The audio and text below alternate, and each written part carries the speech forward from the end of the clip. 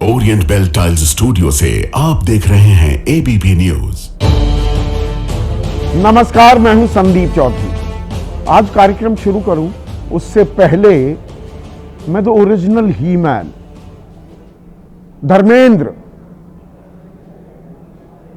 जिंदगी जिंदा दिली का नाम है, उसकी जीती जागती मिसाल थे। उन्होंने अंतिम सांस ले ली है। अब जट यमला पगला दीवाना हमारे बीच नहीं है। हमारी भावभीनी श्रद्धांजलि। अब आज की चर्चा, और चर्चा एक बार फिर होगी लोकतंत्र की नींव की।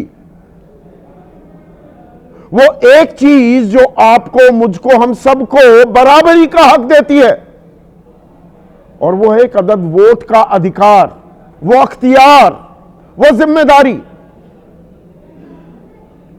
और उसी को दुरुस्त करने के लिए, शुद्ध करने के लिए मतदाता सूची को एसआईआर की प्रक्रिया बिहार के बाद 12 राज्यों में, दरअसल 9 राज्यों और 3 केंद्र शासित प्रदेशों में जारी है। 10 दिन बचे हैं, 10 दिन। लेकिन ये शुद्धता की कसौटी पर कसे जा रहे हैं क्या मतदाता सूची अलग अलग राज्यों की, या गजब का गड़बड़ झाला भी हो रहा है? सीधा सवाल पे मैं लगातार कुछ तीखे और सीधे सवाल, वो तो कार्यक्रम का नाम ही है, एसआईआर की प्रक्रिया को लेकर पूछ रहा हूं। जवाब नहीं मिल रहे हैं। एक अजीब सी चुप्पी साधे बैठा है चुनाव आयोग। बीएलओ की मौत हो रही है, 18 की मौत हो चुकी है, उनमें से 7 ने तो आत्महत्या की है। किसी को दिल का दौरा पड़ रहा है, किसी को ब्रेन स्ट्रोक आ रहा है, लेकिन चुनाव आयोग कुछ नहीं कर रहा है।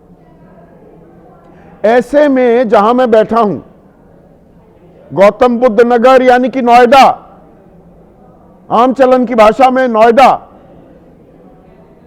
उत्तर प्रदेश का सबसे विकसित इलाका, वो जनपद,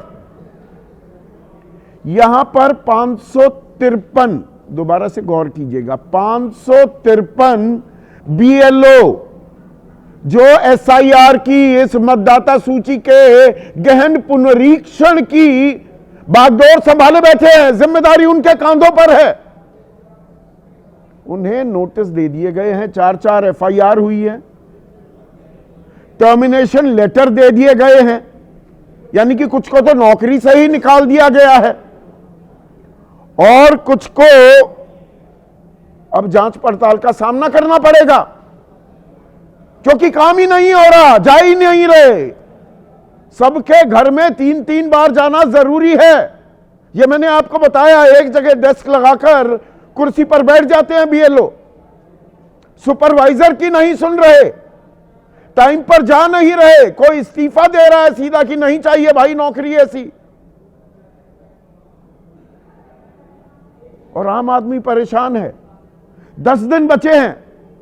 डिजिटाइजेशन अभी 1/4, 4 में से 1 फॉर्म का ही डिजिटाइजेशन हुआ है, यानी कि ईसी की साइट पर बीएलओ ने अपलोड ही 4 में से 1 फॉर्म किए हैं अभी तक। तो ये 10 दिन में कैसे हो जाएगा? और उत्तर प्रदेश में 75 जिले हैं दर्शकों, 75। मैं सिर्फ एक जिले का आपके सामने जिक्र कर रहा हूं, वहां पर 550 बीएलओ कोई हटाया जा रहा है, किसी के खिलाफ एफआईआर हो रही है, किसी के खिलाफ जांच हो रही है। टिप ऑफ द आइसबर्ग वो अंग्रेजी में कहते हैं। बाकी 74 जिलों में क्या हो रहा है? इक्का दुक्का जगह से कहीं 2 बीएलओ सस्पेंड कर दिए, कहीं 3 कर दिए, कहीं किसी से जवाब तलब कर दिया। सिर्फ इतनी ही बात हो रही है। ये कवर अप तो नहीं हो रहा, ये कोई बहुत बड़ा गड़बड़ झाला तो नहीं हो रहा है। और इतनी जल्दबाजी किस लिए? इसकी तफसील, इसका जवाब देने के लिए चुनाव आयोग सामने क्यों नहीं आ रहा है? इसी पर आज हम चर्चा करने वाले हैं। ऐसे में आपकी राय, आपके सुझाव और आपके सवाल अब सीधा सवाल के अहम हिस्सा बन चुके हैं। उनका रहेगा इंतजार। तो बात होगी एसआईआर की। ये सरदर्द बनता जा रहा है क्या? ये गहन पुनरीक्षण मतदाता सूची का जो हो रहा है, बिहार में भी दिक्कतें आई। अब 12 राज्यों में, 9 राज्य हैं, 3 केंद्र शासित प्रदेश हैं, वहां जो ये प्रक्रिया चल रही है और 10 दिन बचे हैं, ये भी जबरदस्त सिरदर्द दे रहा है। क्या अभी तक पिछले 10 दिनों से मैंने कई कार्यक्रम किए हैं, बड़ा मुद्दा बना हुआ था बीएलओ, बूथ लेवल जो ऑफिसर्स हैं, सरकारी अर्ध सरकारी कर्मचारी, ये नियमित कर्मचारी नहीं होते हैं चुनाव आयोग के, इनकी आत्महत्या का सिलसिला थमने का नाम नहीं ले रहा। 18 बीएलओ उनकी मौत हो चुकी है, 7 ने आत्महत्या कर ली। इस पर भी राजनीति हो रही थी, पर सवाल जवाब वो विमर्श करने के लिए कोई तैयार नहीं था। भाई बीएलओ को प्रॉपर्ली ट्रेन किया गया, इनको प्रशिक्षण दिया गया क्या? वो ट्रेनिंग कब हुई थी, कहां हुई, हमें पता ही नहीं लग पाया। क्या कोई सर्वदलीय बैठक बुलाई गई थी? सबकी सहमति के बाद ये 9 राज्य और 3 केंद्र शासित प्रदेश चुने गए थे क्या? राजस्थान में तो 3 साल बाद चुनाव होने वाले हैं, 3 साल बाद चुनाव होने वाले हैं मध्य प्रदेश में। ऐसी क्या जल्दी है? एक ही महीने में क्यों गहन निरीक्षण पूरा होना है और उसमें अब दिक्कतों पर दिक्कतें। 26.6% जो फॉर्म्स भरे गए हैं उत्तर प्रदेश में, उनका डिजिटाइजेशन हो पाया है। डिजिटाइजेशन क्या है ये भी मैं समझाता हूं बड़े आसान शब्दों में। उत्तर प्रदेश, सिर्फ उत्तर प्रदेश का उदाहरण देकर आपको बात समझाता हूं। 15 करोड़ 44 लाख वोटर हैं, 4 करोड़ 11 लाख के फॉर्म डिजिटाइज हुए हैं। डिजिटाइज का मतलब कि जो बीएलओ है उसने आपके फॉर्म जमा किए और उसके बाद voters.eci.gov.in जो चुनाव आयोग की साइट है, वो ऐप के जरिए उस पर फॉर्म अपलोड कर दिया। जब फॉर्म पूरा है, मिलान हो गया 2003 की वोटर लिस्ट जिसका होना था, जिसका नहीं हुआ उससे जो कागजात मांगे गए, ये 4 में से एक फॉर्म का हुआ है दर्शकों, 20 दिन हो चुके। तो बाकी जो 11 करोड़ 33 लाख छोटी मोटी अमाउंट नहीं है, ये आंकड़ा छोटा मोटा नहीं है, ये कैसे हो जाएगा? तो अब क्या किया जा रहा है? ये बीएलओ, इन पर तो जान की बनाई है, आगे कुआ पीछे खाई है। मेरा सवाल भी है, आखिर में बताने वाला हूं। अब इन पर कार्रवाई की जा रही है, चुनाव आयोग से कोई सवाल जवाब नहीं। चुनाव आयोग ने जो कह दिया वो अंतिम सत्य है।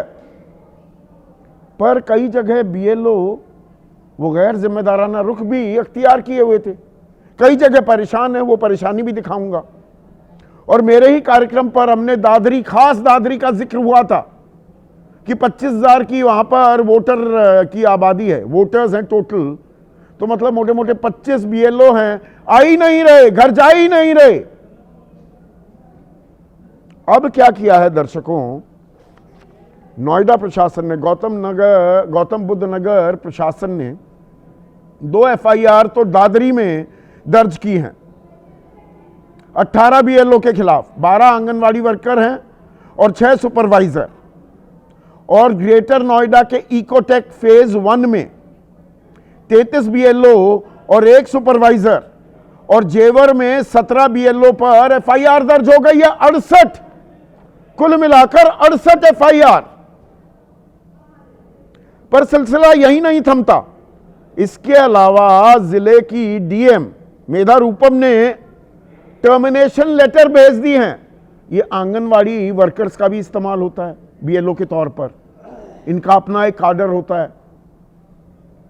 तो 181 को कह दिया आपकी नौकरी खत्म, आप काम तो कर नहीं रहे तो नौकरी भी गई। 181, 68 में 181 जोड़ लीजिए। और फिर 191 सहायक टीचर और 113 शिक्षा मित्र, ये भी बीएलओ का काम कर रहे थे। ये डिजिटाइजेशन जो मैंने आपको अभी समझाया उस प्रक्रिया में शामिल थे। ये हो जाते हैं 304, 191 सहायक टीचर, 113 शिक्षा मित्र, 304, तीनों को जोड़ दो 553 बीएलओ पर कार्रवाई हो रही है। एक बीएलओ मोटा मोटा 557 मतदाताओं का गहन पुनरीक्षण करता है, एसआईआर करता है। 957,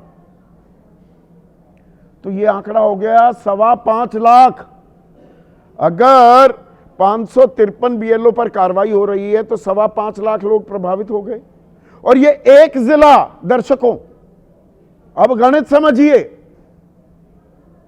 तो नोएडा में इतना गड़बड़ झाला हो रहा है और यहां पर तो पढ़े लिखे लोग भी हैं, ये तो शहरी इलाका है, डिजिटाइजेशन भी यहां जल्दी हो जाती है, वाईफाई भी है, कनेक्टिविटी की दिक्कत नहीं है।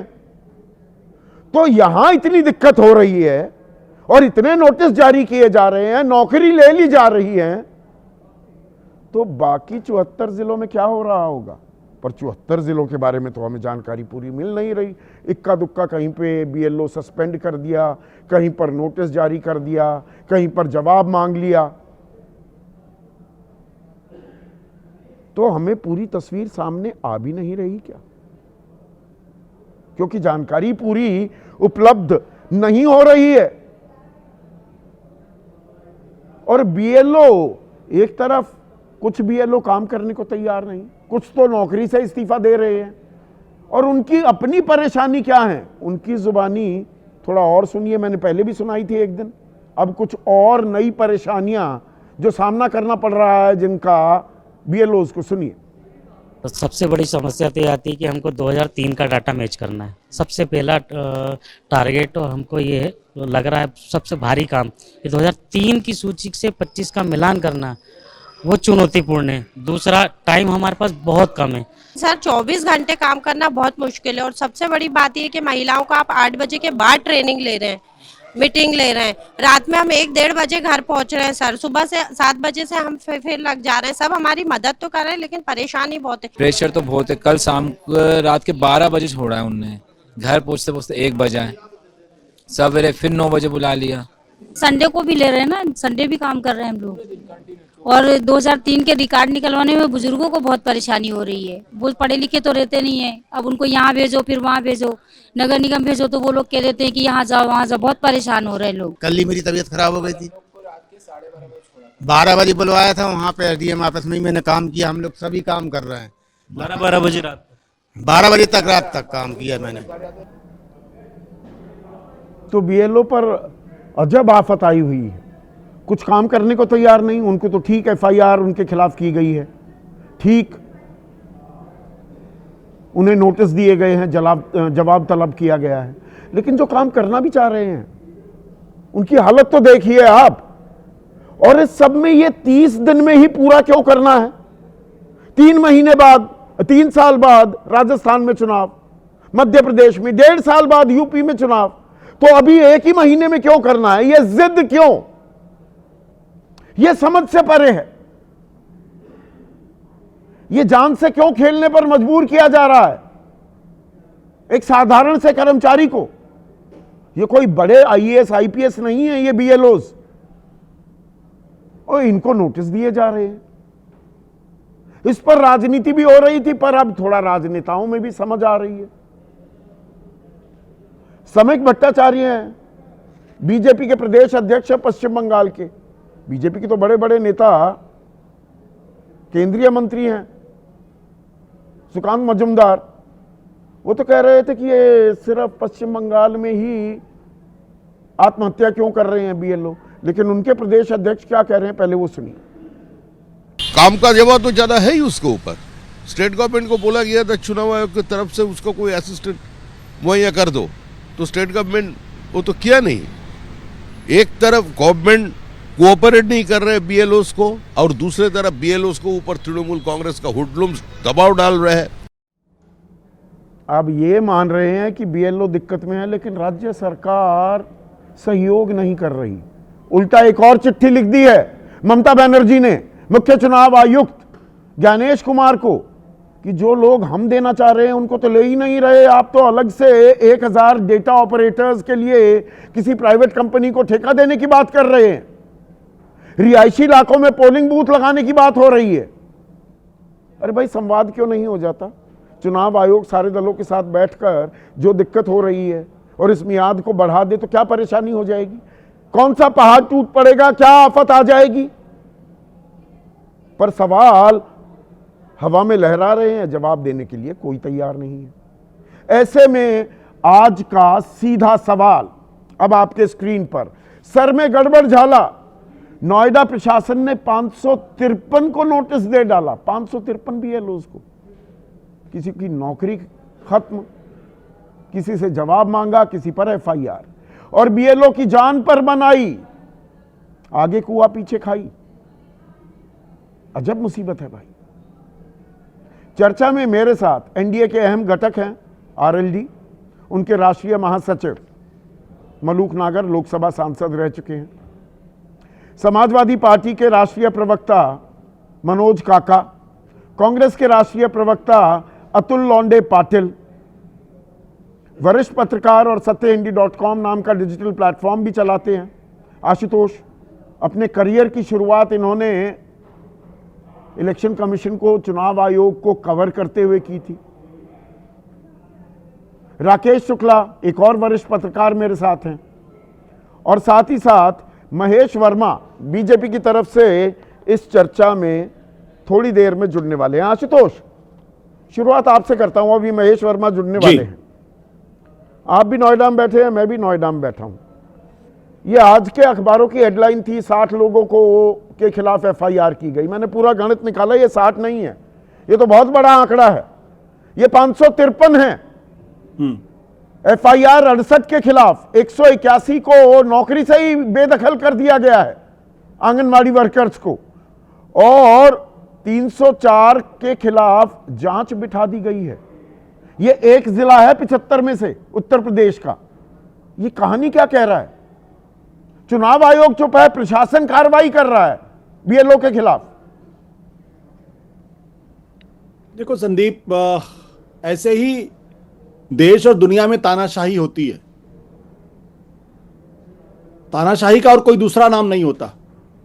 एक तरफ बीएलओज बेचारे आत्महत्या कर रहे हैं, 18 घंटे काम कर रहे हैं, उनकी हालत बुरी है। और मेरे पास भी फॉर्म पड़ा हुआ है, और मुझे भी इसको पढ़ने में, समझने में काफी वक्त लग रहा।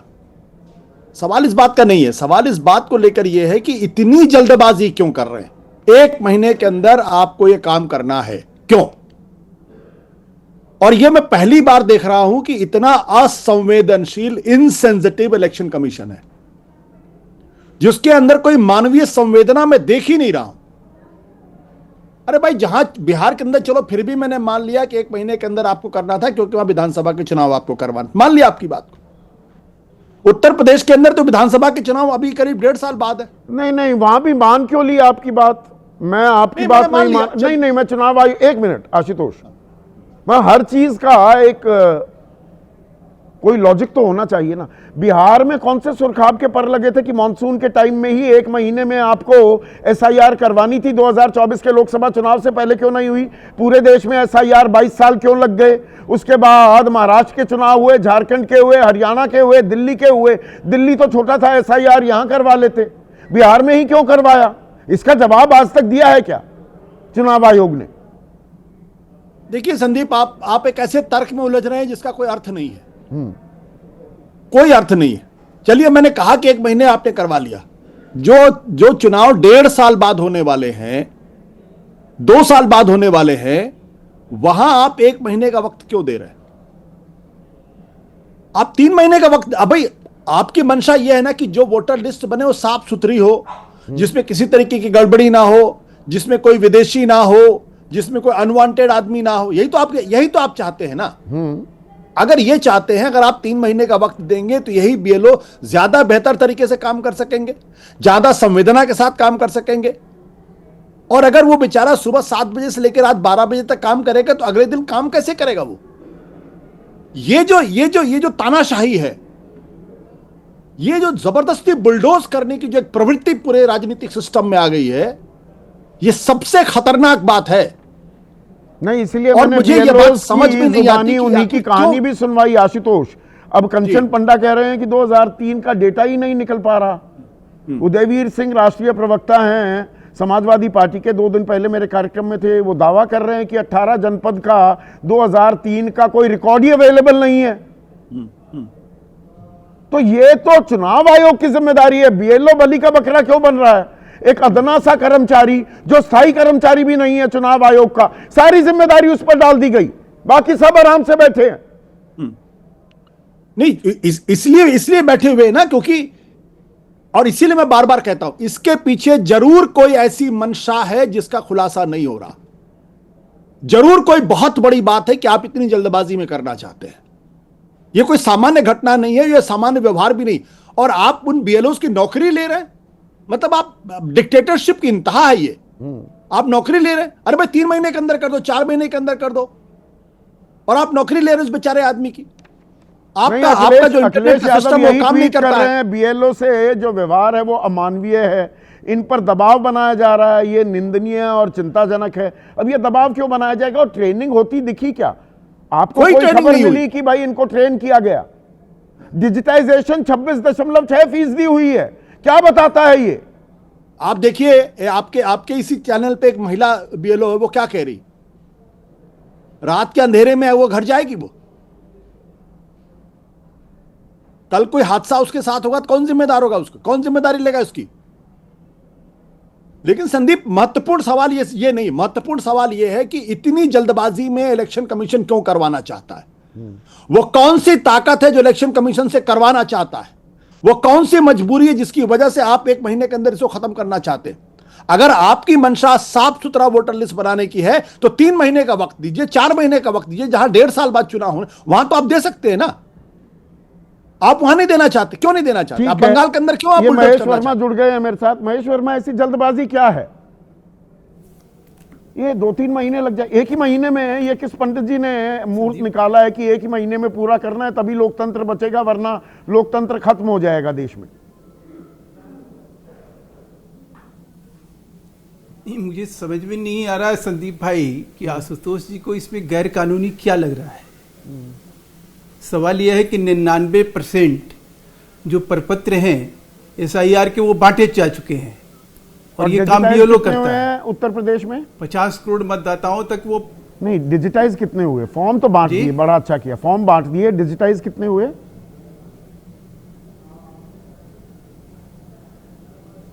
आपकी आवाज थोड़ी सी कम। नहीं, डिजिटाइज कितने हुए? यानी कि चुनाव ना सुनना पड़ेगा, नहीं तो दोबारा लगाऊंगा, ऐसे थोड़ा। हाँ, दोबारा कनेक्शन ठीक करवा देंगे हम अगर ज्यादा दिक्कत आ रही है। मैं कब कह रहा हूँ? हाँ, भाई फॉर्म बट गए 99%। डिजिटाइज कितने हुए? चुनाव आयोग की साइट पर देखिए, आप फिर वही करने लगते हैं। आप सवाल का जवाब देंगे। डिजिटाइज 1/4 हुए हैं, 10 दिन बचे हैं। ये डिजिटाइज का मतलब चुनाव आयोग की साइट पर अपलोड नहीं हुए, तो फायदा क्या है? 99% बांट दिए तो इसमें कौन सा कमाल कर दिया? नहीं तो वो तो अभी प्रोसेस, तो प्रक्रिया तो अभी शुरू हुई है ना। शुरू हुई नहीं? अरे कहां, कौन सी दुनिया में रह रहे हैं महेश भाई? अरे भाई, छाती पीटने पर शब्द सुनकर चुनकर आ जाते हैं। अरे 20 दिन हो गए, 2/3 वक्त चला गया, 10 दिन रह गए। महेश भाई, कौन सी दुनिया में हैं आप? हाँ, तो क्या हो गया? अच्छा, क्या हो गया? अगर मान लीजिए कि ऐसे में कोई बीएलओ ने, अगर किसी बीएलओ ने अगर उस कानून का, जो लोक प्रतिनिधित्व कानून है जिसके तहत ऐसा करने का एक विशेष अधिकार चुनाव आयोग के पास है, और उसमें नेग्लिजेंस है, पहले नेग्लिजेंस होता था तो उस पर कार्रवाई नहीं होती थी। अच्छा। क्योंकि उससे लेना देना नहीं होता था। एक ही जिले में इतनी बड़ी कार्रवाई, अच्छा किया आपने, कार्रवाई की बात कर दी। 553 बीएलओ के खिलाफ कार्रवाई, उसमें 68 के खिलाफ एफआईआर। मैं कह रहा हूं कि जो कानून पसंद लोग हैं। अरे सुन तो लीजिए, कानून पसंद सुनिए तो। 181 की नौकरी चली गई, 304 के खिलाफ जांच हो गई। ये सिर्फ नोएडा में, और पूरे प्रदेश में क्या हो रहा है फिर? ये बीएलओ ने भट्टा बिठवा दिया बस। इनकी ट्रेनिंग कब हुई थी महेश भाई? मैंने पिछली बार भी आपसे पूछा था, मैं वो जानकारी नहीं जुटा पाया, आप मदद करेंगे मेरी? सर सर बिल्कुल, हम तो कह रहे हैं कि बीएलओ की जो ट्रेनिंग होती है वो स्पेशलाइज इसी बात के लिए होता है, उसको ट्रेनिंग करके ही भेजा जाता है। कब हुई, कहाँ हुई? नहीं, कहाँ से सूचना आपको, कहाँ से सूचना किसने दिया? मेरे पास सूचना नहीं है ना, इसकी जानकारी आप अगर मांगेंगे कितने दिन ट्रेनिंग हुई, कब हुई ट्रेनिंग? पार्टी आपको नहीं देगी इस बात की जो आप हमसे पूछ रहे हैं। चुनाव आयोग दे ही नहीं रहा जानकारी, रोज पूछ रहा हूँ। चुनाव आयोग से एक छोटा सा पत्र लिख दीजिए ना, आपको सारी जानकारी उपलब्ध हो जाएगी। अच्छा, क्यों आप इस चीज के लिए हमसे आप कह रहे हैं और ये इस चीज के लिए कह रहे हैं? ये सवाल वो नहीं है, सवाल ये है कि ये मिर्ची किसको लग रही है? किसको? ये घुसपैठियों के लेकर किसके अच्छा, दिमाग में जो है घुसपैठियों की शिनाख्त होती है। एसआईआर में कितने घुसपैठियों की पहचान हुई बिहार में? 3 का। बिहार में कितनी हुई, कितने घुसपैठिए मिले? बताए कह रहा हूं ना, मैं बिल्कुल आप निकाल लीजिए। मैं तो कह रहा हूं कि 26 एक निकाल लीजिए, 4-4.5 लाख एक निकाल लीजिए। अच्छा, चुनाव आयोग किस लिए है भाई? वो लगभग उसी चुनाव आयोग किस लिए है? वो जानकारी नहीं देगा, मैं निकाल लूं भाई? चुनाव कमाल की सरकार चला रहे हैं भाई आप तो।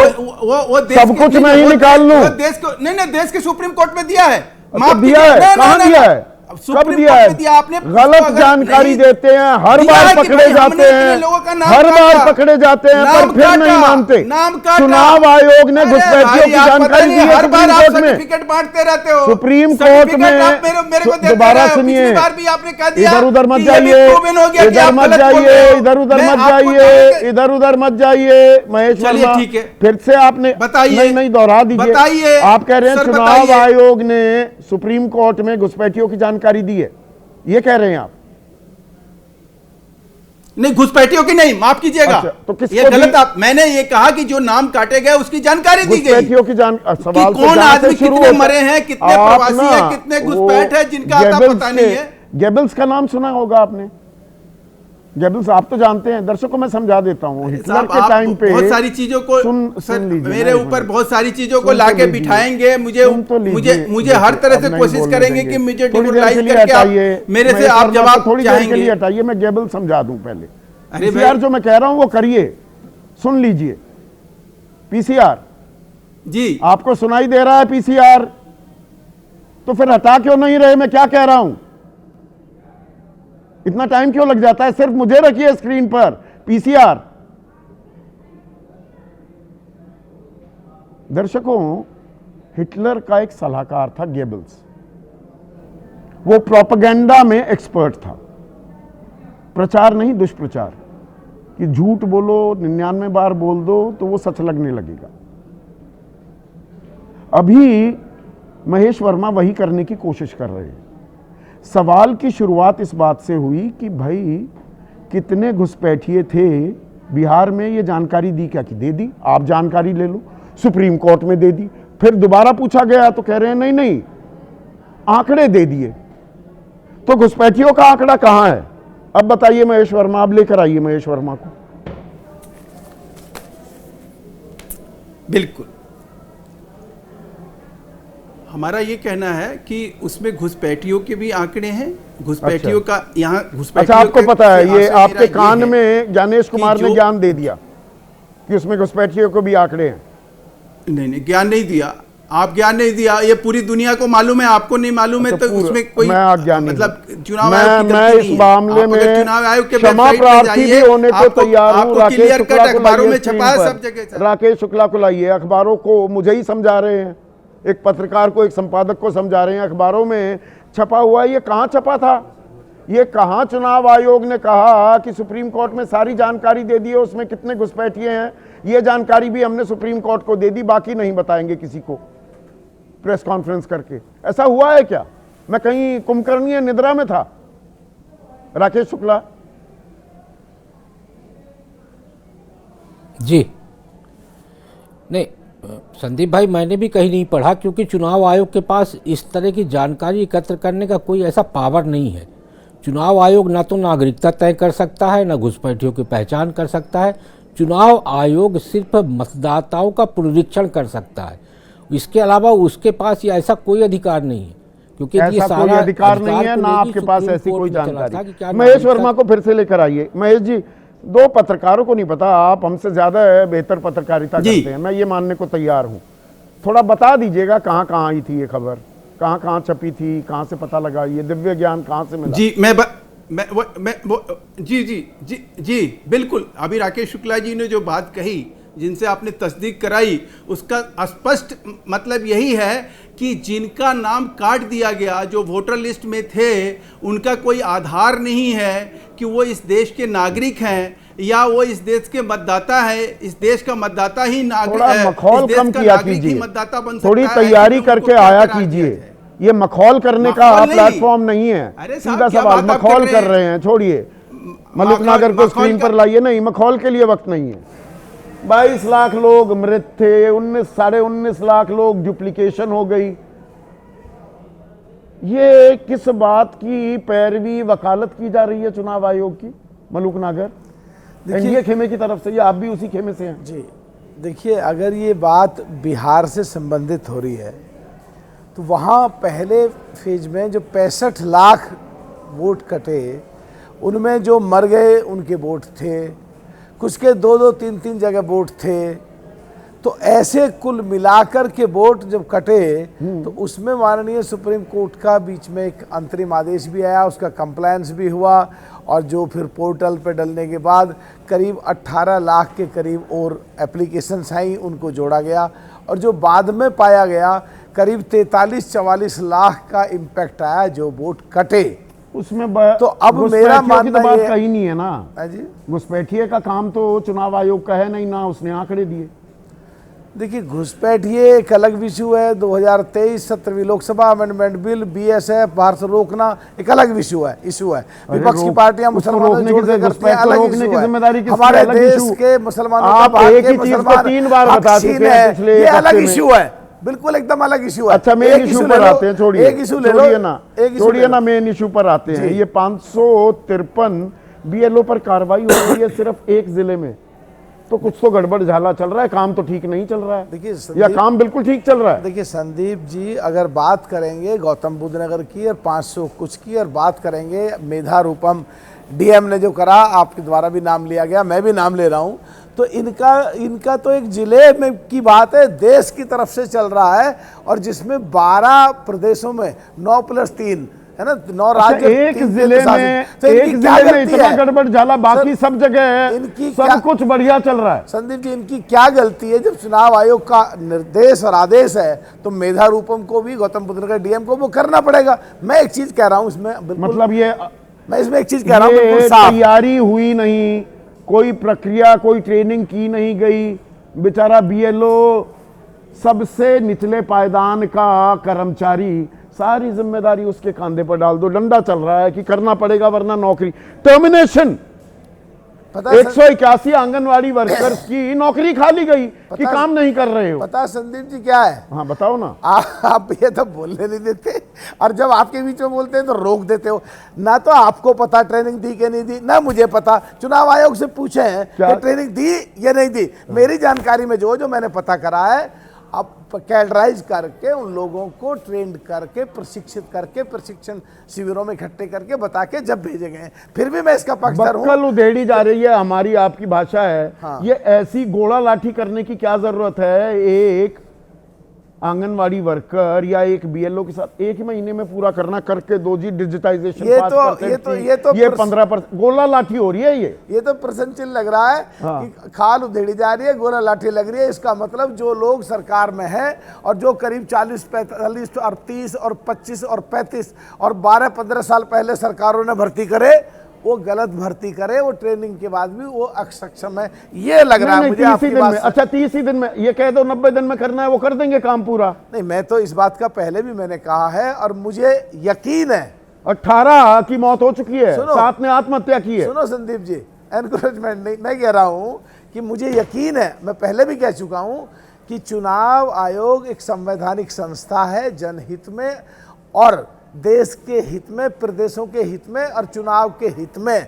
जहां चुनाव एकदम सर पे हैं वहां तो तेजी करनी चाहिए, और चुनाव आयोग मुझे लगता है कि इसमें संज्ञान लेगा, और जहां चुनाव दूर है वहां टाइम दिया जाएगा, मुझे ऐसा लगता है। मनोज काका संज्ञान लेने के बजाय और तार्किक बात कर रहे हैं। लगातार तीसरी बार मेरे कार्यक्रम पर आए हैं, और मलूक नागर बहुत ही संवेदनशील होकर बीएलओ की तकलीफों को भी संज्ञान में ले रहे हैं।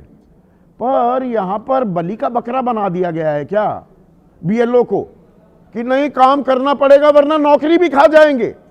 पूरी एसआईआर बीएलओ के सहारे ही चल रही है। किसने ये योजना बनाई, प्रक्रिया बनाई, 12 राज्यों को चिन्हित किया, 1 महीने का टाइमलाइन सेट की, उनकी कोई जवाबदेही, कोई जिम्मेदारी नहीं। बिल्कुल सही और वाजिब सवाल है आपका। लोकतंत्र के मायने और लोकशाही में यही होता है कि वो सभी के प्रति समता और संवेदना का भाव रखता है। ये ऐसी व्यवस्था है जो लोकतंत्र के मायने ही है कि अपने सभी नागरिकों के प्रति समता, समानता और बंधुत्व का भाव रखे। वो उसी व्यवस्था का नाम लोकतंत्र हो। लेकिन जब लोकतंत्र के मुखिया ही जिनका पूरी राजनीति शोषणकारी हो जाए, जो लोग घुसपैठियों को भगा रहे हैं, देश के सबसे बड़े घुसपैठी अंग्रेजियों का मुखबिरी करने में माहिर लोग थे, ये वही बीजेपी के लोग हैं जो आज घुसपैठियों को भगा रहे हैं। अगर आप पूछिए कि विगत 12 सालों में कितने घुसपैठियों को डिटेक्ट किया गया, डिटेंशन किया गया और डिपोर्ट किया गया, सरकार उस पर मैं चर्चा कर चुका हूं। पर सवाल यहां पर यह है, बीएलओ एक जगह तो आप आरोप ये भी लगाते हैं कि बीएलओ का इस्तेमाल कर रही है बीजेपी, ये गड़बड़ झाला कर रही है। दूसरी तरफ आपके अध्यक्ष वो कहते हैं कि नहीं अमानवीय व्यवहार किया जा रहा है, दबाव निंदनीय, आपत्तिजनक है। दोनों बातें तो सही नहीं हो सकती ना। बिल्कुल दोनों बातें सही हो सकती हैं। हमारे अध्यक्ष ने, जो राष्ट्रीय अध्यक्ष अखिलेश यादव जी ने जो संवेदना दिखाई है, किसी भी समाजवादी और किसी भी मानवीय व्यक्ति का जो संवेदनाओं से भरा होगा, वो निश्चित रूप से अपने किसी भी नागरिक के पीड़ा से पीड़ित होगा। और उन्होंने, आप जहां बैठे हैं नोएडा में, वहीं पिंकी सिंह ने आज इस्तीफा दिया है कि नहीं दिया है? और रूपा बिल्कुल दिया है ना। अभी विजय कुमार वर्मा, आपको मैं बता रहा हूं, लखनऊ में उनकी ब्रेन हेमरेज से, वो भी बीएलओ थे, उनकी मौत हो गई है। हम लोग चूंकि राजनीतिक कार्यकर्ता हैं, रात भर फोन आते हैं। कल कानपुर के एक बीएलओ अफसर महिला थी, उनके पति ने हमें फोन किया, कहा कि आप लोग, हमारी वाइफ 11 बजे रात में आ रही है, इसकी जिम्मेदारी कौन है? आप लोग भी राजनीतिक दल के कार्यकर्ता हैं। जो रूपा मेधम जो कर रही है, असल में रूपा मेधम को ये दिखाना है, नोएडा के डीएम को, एक अप्रत्यक्ष बात मैं कह रहा हूं और बिल्कुल दावे से कह रहा हूं, उनको यह दिखाना है कि उनके पिताजी जो देश के मुख्य निर्वाचन आयुक्त हैं, वो सबसे टॉप कार्य कर रहे हैं, इसलिए वो तमाम तरह के शोषणकारी निर्णय ले रही। नहीं पर इसमें कार्रवाई करने में तो ये पूरी प्रक्रिया पर सवालिया निशान ही खड़े हो गए ना। अगर 553 बीएलओ को या तो एफआईआर दर्ज हो रही है, या नौकरी से निकाला जा रहा है, या जांच की जा रही है उन्हें, फिर तो दरअसल नोएडा की डीएम पूरी प्रक्रिया पर सवाल उठा रही है कि पूरी तैयारी नहीं थी। बिल्कुल पूरी तैयारी नहीं थी। और वो सवाल क्या उठा रहे हैं, वो एक तरफ ये दिखा रहे हैं कि जो पिताजी निर्णय लिए हैं उसको जल्दी पूरा करिए, चाहे आपकी ट्रेनिंग हुई हो चाहे ना हुई हो।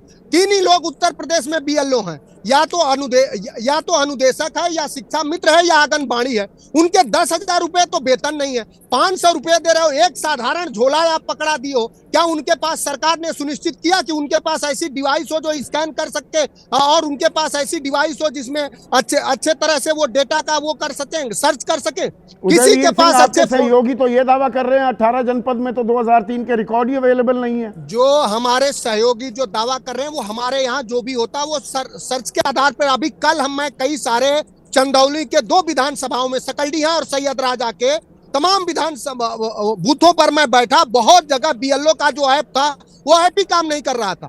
जिससे जो आप शुरुआती संदर्भ में बात बता रहे हैं कि जब वो फॉर्म आपका देख लेता है, उस पर जो वो लगा हुआ होता है, स्कैन करता है, तब उस पर वो मैसेज आते हैं कि your form have been submitted. वो बहुत सारे ऐप बीएलओ के काम ही नहीं कर रहे।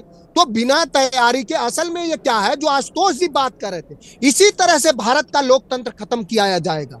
अब ये भारतीय लोकतंत्र अधिनायकवाद की तरफ बढ़ाया जा रहा, यही करके बिहार में ये हो गया। अब अपने ही नागरिकों के एक बड़े उसमें सवाल तो ये भी है, बीएलओ के साथ आपके बीएलए भी कदम ताल करें तो ये दिक्कत नहीं आएगी। पर एक मिनट, ये नोएडा प्रशासन ने 553 बीएलओ को जो नोटिस दे डाला है, ये तो पूरी की पूरी एसआईआर को ही गड़बड़ झाला बता डाला है। अगर मैं ये कहूं, मैं गलत कह रहा हूं क्या महेश वर्मा? नहीं, देखिए संदीप भाई, जिन बातों को उद्धृत किया जा रहा है और जिन बातों को लेकर, जिन बातों के आड़ में पूरे एसआईआर को जो है कटघरे में खड़ा किया जा रहा है, जिसके ऊपर सुप्रीम कोर्ट की भी मुहर है, जिसके ऊपर जो है देश का संविधान भी जो स्पष्ट रूप से कहीं इंगित और संकेत करता है कि ये चुनाव आयोग का विशेषाधिकार है, उसके ऊपर ये कह देने मात्र से कि भाई बीएलओ के ऊपर एफआईआर हो गया इसलिए एसआईआर गलत है। एसआईआर का जो मकसद है, मतलब जो समझ रहे उद्देश्य हैं, है, उसके ऊपर चर्चा नहीं हो 553 रही। बीएलओ पर उस कार्रवाई का सहयोग की मतलब बात आप नहीं समझ हो रहे रही हैं, है। एक बीएलओ 957 लोगों का औसत पूरे देश में 51 करोड़ में जो एसआईआर हो रहा है जी उनका गहन पुनरीक्षण करेगा, यानी 5.25 लाख लोगों का जो पुनरीक्षण कर रहे थे उन पर सवालिया निशान सिर्फ एक जिले में खड़े हो गए। समझ रहे हैं व्यापकता इस आंकड़े की? बिल्कुल आपकी बात, मैं बिल्कुल संदीप जी आपकी बात जो है ये कहीं संजीदगी से या इसके ऊपर जो है गौर करने का काम चुनाव आयोग को करना चाहिए कि जो लोग आज की डेट में इस कार्रवाई की वजह से जो मतदाता कहीं पिछड़ जाएंगे या उनका फार्म नहीं भरा जाएगा या उनको नहीं दिया जाएगा, जो कि ना देने की वजह से ये कार्रवाई हुई है। आपकी चिंता यह है कि भाई अब आपने कार्रवाई की, अब रातों रात आप बीएलओ कहां से ले आओगे, तो ये कहां से देखिए उनको परपत्र दोगे, कहां से भरवाओगे, आपके अंदर संवेदनशीलता है, उसे आप छिपाए रखते हैं न जाने किस कोने में। अब आप उनका दर्द समझ रहे हैं। अतुल लौंडे पाटिल, पर दर्द समझने से काम बन जाएगा क्या? दर्द तो चुनाव आयोग को समझने की जरूरत है। जिला प्रशासन कुछ और कार्रवाई कर रहा है, चुनाव आयोग का रुख रवैया कुछ और है, तालमेल तारतम्य दिख रहा है आपको?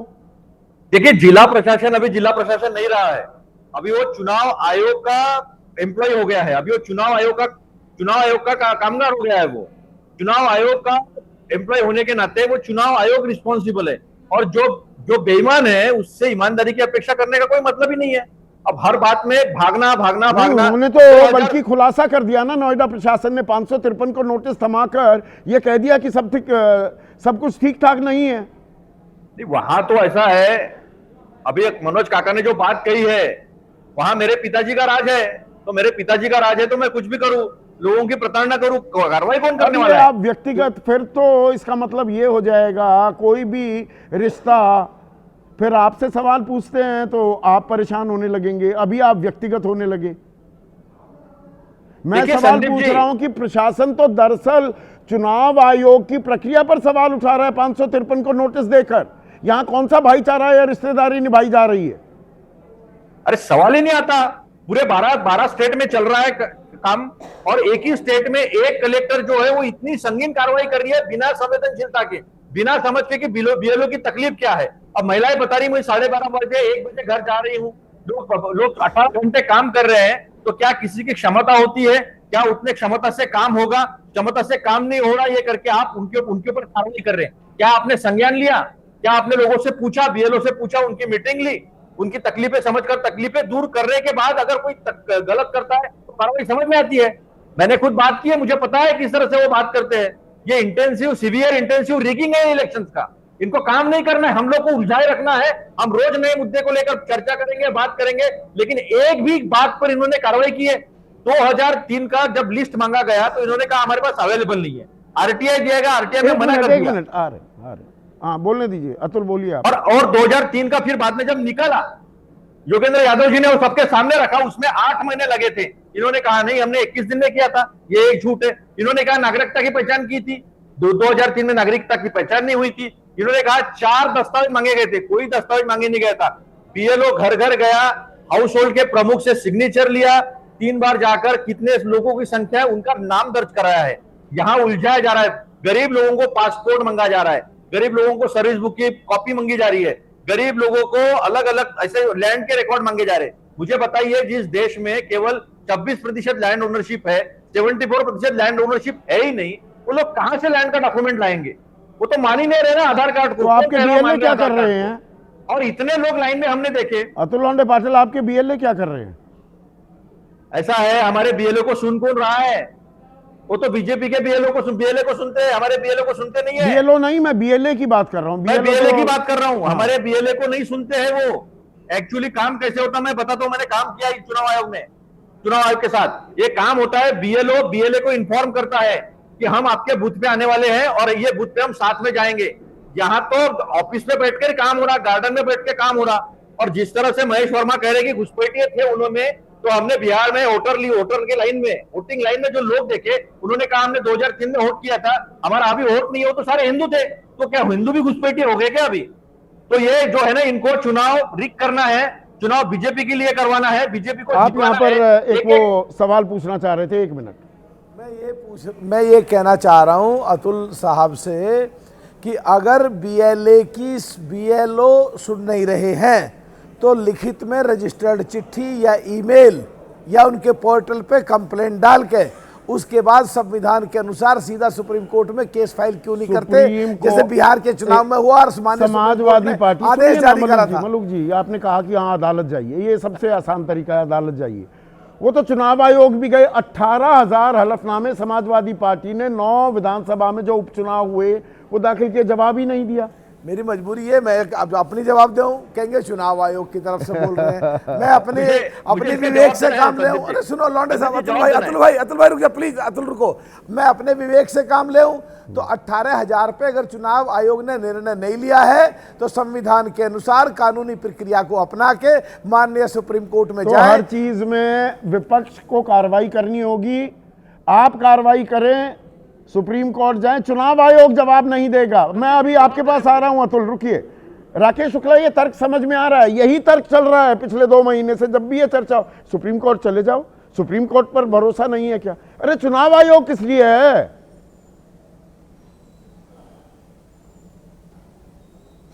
संदीप भाई, आपकी आदत ठीक नहीं है, आप अतुल जी से सीधा सवाल कर देते हैं कि आपके BLA क्या कर रहे हैं। वो बेचारे अतुल जी करें क्या? उत्तर प्रदेश में भारतीय जनता पार्टी 1,56,000 BLA दी है, समाजवादी पार्टी 1,21,000 BLA दी है, बहुजन समाज पार्टी 1,00,000 BLA दी है और कांग्रेस सिर्फ 16,000 BLA दे पाई है। तो अब ऐसे में BLA को ढूंढे BLO या BLA ढूंढे BLO को? फिर आप यदि चुनाव आयोग और ये संतुलित बहस करने का सवाल था क्या? BLA की बात ही क्यों आए? BLO क्या कर रहे हैं और BLO को ट्रेनिंग दी गई क्या, और 1 महीने का ये दबाव क्यों बनाया जा रहा है? इन सवालों के जवाब तो देने चाहिए ना चुनाव आयोग को। वो बेचारा अदना सा कर्मचारी जी, 2 अलग अलग आंगनवाड़ी वर्कर, आप उससे क्या क्या उम्मीद लगाए बैठे हैं? पूरी SIR की जिम्मेदारी दे दी BLO के कांधे पर और नौकरी से निकाल दिया कि काम नहीं कर रहे, भागो यहां से। मुझे लगता है थोड़ा सा आंकड़ा आपका और दुरुस्त हो जाएगा। आगरा में 24 BLO के खिलाफ भी FIR हुई है। हरदोई में 60 शिक्षकों का वेतन रोक दिया गया है। 352 BLO को अंतिम चेतावनी दी गई है कि यदि आप काम पे बेहतर तरीके से नहीं करेंगे तो FIR की। तो अब बचे ही 10 दिन है। तो ऐसा नहीं है कि सिर्फ हम नहीं, 10 दिन बचे हैं राकेश भाई। 26.6% डिजिटाइजेशन हुआ है अभी तक। हाँ, मैं वही कहने जा रहा हूँ कि देखिए 2 पक्ष हैं वहाँ पे, BLO को लेके 2 पक्ष हैं, क्योंकि आपका वास्तव में ये कार्यक्रम बिल्कुल निष्पक्ष है, इसलिए मैं दोनों पक्ष की बात कर रहा हूँ। एक तरफ BLO के खिलाफ कार्रवाई हो रही है, दूसरी तरफ समय से पहले काम पूरा करने वाले BLO को सम्मानित भी किया जा रहा है। मेरठ में महिला BLO को सम्मानित किया गया, सरधना विकास खंड में। इटावा में दस्यु प्रभावित क्षेत्र है चकरनगर, वहाँ संतोष चौहान करके एक BLO हैं, उनको सम्मानित किया DM ने।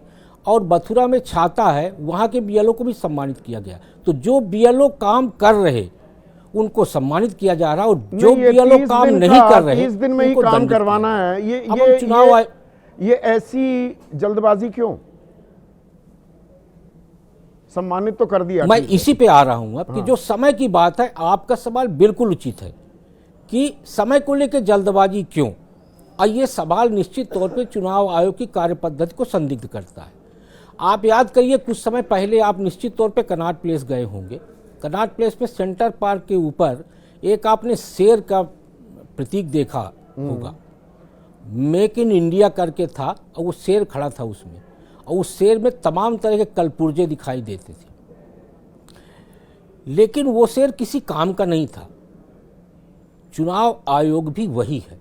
मैं तो बार बार कहता हूं कि जो भारत का निर्वाचन आयोग है, बिना दांत और बिना नाखून का शेर है, और चुनाव आयोग व्यवस्था के नाम पर अव्यवस्था फैला रहा है। ये धनपत हमारे दर्शक हैं, वो ये सवाल भी जोड़ रहे हैं। दिल्ली वासी हैं आशुतोष, जो अभी राकेश शुक्ला कह रहे थे और जो धनपत सिंह का सवाल है, क्या कहेंगे आप? देखिए, राकेश जी का सवाल बहुत अच्छा है, लेकिन मैं थोड़ा सा उससे अलग एक बात कहूंगा। ये जो एक नैरेटिव गढ़ दिया गया कि बीएलए क्या कर रहे हैं, अरे भाई सरकार का काम है, बीएलओ का काम है, बीएलए कहां से आ गया? बिल्कुल, बीएलए कहां से आ गया? ये उल्टा मतलब अब मलूक नागर जी कह रहे हैं अरे जी कंप्लेन करिए और उसके बाद हम सुप्रीम कोर्ट चले जाइए। मतलब क्या बकवासबाजी हो रही, मुझे तो समझ में नहीं आता इस देश के अंदर। मतलब आपकी कोई जिम्मेदारी नहीं है, इलेक्शन कमीशन की कोई जिम्मेदारी नहीं, मोदी सरकार की कोई जिम्मेदारी नहीं है और योगी सरकार की कोई जिम्मेदारी नहीं। आप कंप्लेन करिए, सुप्रीम कोर्ट चले जाइए। अरे भाई तो सुप्रीम कोर्ट को प्राइम मिनिस्टर बना देते हैं, सुप्रीम कोर्ट चलाएगा इस देश को। अगर आप और ये अकाउंटेबिलिटी इन लोगों की, ये जो टेंडेंसी पैदा की जा रही है, मैं फिर जिम्मेदारी के साथ कहता हूं, इस देश के ऊपर डिक्टेटरशिप लाने की कोशिश धीरे धीरे की जा रही, ताकि लोग नॉर्मलाइज हो जाएं, सरकारों की कोई जिम्मेदारी ना हो, सारी चीजें विपक्ष के माथे में मढ़ दिया जाए और उसके बाद कह दिया ये लोग तो काम नहीं करते, ये संवैधानिक संस्थाओं पे सवाल खड़े करते। ज्ञानेश कुमार जी जिस तरीके से काम कर रहे हैं, ये भारत के लोकतंत्र को अंदर से पूरी तरीके से तोड़ने की कोशिश का आरोप मैं लगा रहा हूं इनके ऊपर। ये पूरी तरीके तोड़ने की कोशिश है। अरे भाई मैं बार बार कह रहा हूं कि कम से कम बिहार के उससे आप सीखते। आप 1 महीने नहीं 3 महीने का वक्त दीजिए। अगर आपकी मंशा साफ गया है क्या, और आप थोड़े आप नहीं यहाँ पर एक मिनट आशुतोष, मलूक नागर थोड़ी आपत्ति भी दर्ज करा रहे हैं। मेरा व्यक्तिगत नाम लेकर बात रखी गई है। मैं विधायक भी रहा हूँ, मैं सांसद भी रहा हूँ और अभी भी पार्टी का राष्ट्रीय महासचिव 2 स्टेट का इंचार्ज हूँ। आशुतोष जी, आप तो बहुत सीनियर पत्रकार रहे हैं, संवैधानिक संस्था है, सरकार को इसमें क्यों जोड़ रहे हो? सरकार पे आरोप लगा रहे हो, एक तरफ से सरकार चला रही है, सरकार का क्या लेना देना है? आप भी आरोप लगाओ, हमारी कोई दिक्कत होगी, हमने भी कहा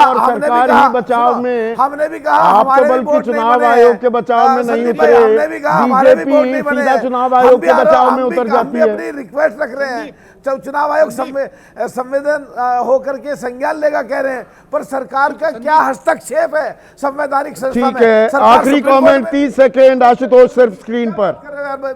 आशुतोष को लाइए स्क्रीन पर। पीसीआर, इस देश के अंदर किसी आईएएस ऑफिसर की कोई जिम्मेदारी नहीं होती। बेचारे रुक जाइए मलूक भाई, किसी डीएम के खिलाफ कार्रवाई नहीं होती। आईएएस ऑफिसर मजे काटते हैं इस देश के अंदर, आप पूरी तरीके से मजे काटते हैं। वो बेचारा बीएलओ जो 20,000 रुपए कमा रहा होगा, 25,000 रुपए कमा रहा होगा, 30,000, आप उसकी नौकरी खाने की धमकी दे रहे हैं? नहीं, नौकरी धमकी नहीं। 181 booth level officers from anganwadi कार्डर हैव बीन टर्मिनेटेड, उनकी नौकरी खाली गई है। 181 गरीबों के ऊपर अत्याचार किया जा रहा है। कार्यकर्ताओं की जो बीएलओ का काम कर रहे थे, जिम्मेदारी निभा रहे थे। तो यहां पर सवालों के जवाब देखिए, हम गोल गोल कई दिनों से घूम रहे हैं और उसकी मुख्य वजह यह है कि चुनाव आयोग एक प्रेस कॉन्फ्रेंस क्यों नहीं कर देता? जो सवाल हैं, और एक आधा सवाल नहीं है, दर्जनों सवाल हैं, उन सवालों के जवाब दे दो और ये बलि का बकरा ना बनाओ एक बीएलए को। और इत्मीनान से, ये शब्द मैंने पहले भी इस्तेमाल किए, इत्मीनान और इम्तिहान। इत्मीनान से काम हो, इम्तिहान ना लिया जाए मतदाता का। ऐसा संभव है क्या? सोचिए इस बारे में। आज बस इतना ही।